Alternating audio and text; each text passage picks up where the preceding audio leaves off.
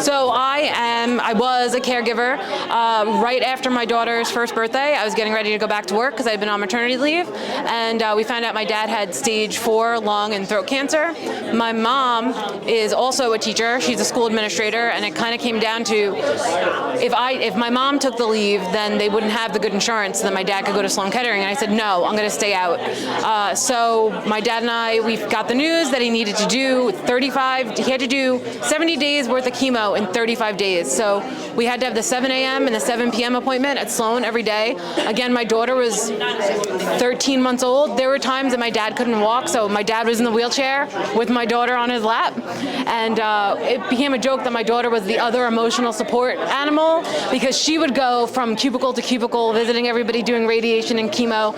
And on days, there were people that didn't know my name, but I would come in and I wouldn't have her, and they'd be like, where's Ramona? And I was like, what? So my dad unfortunately did wind up passing away. It spread from his lungs and his throat to his brain and his stomach. So he got diagnosed in July. He was gone by April. He passed away a couple days before my birthday, actually. So that was rough, but I take a lot of solace in knowing that my daughter, even though she doesn't remember that time, she got 12-hour days with her granddad. So I kind of drew from a combination of areas. My dad was a wallpaper hanger. So this is wallpaper from one of his last wallpaper jobs. And this is the last thing he ever got to paint was my daughter's nursery. So this is the paint samples from that. And then it's just a combination of it's silly things that he had saved of mine in giant Pathmark pickle jars. So my dad's favorite candy was Fireballs. And also these aren't just matchbooks. I went into his wood shop and I pulled some stuff. These are, they've got the one left or the couple left.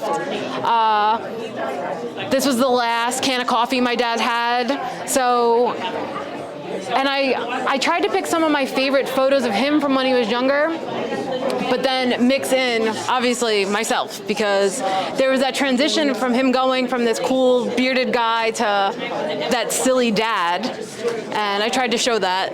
So, yeah, it's just a hodgepodge, and even things like this, like the pencil, it probably seems really silly, but my mom was the head of human resources at the Patchogue post office, and this is one of the pencils from there, but it's one that he sharpened with a razor blade. So it's just all these little touches of him that if he hadn't saved those pickle jars, I don't think I would have been able. I worked on this piece for 2 years, so all those little pieces of him.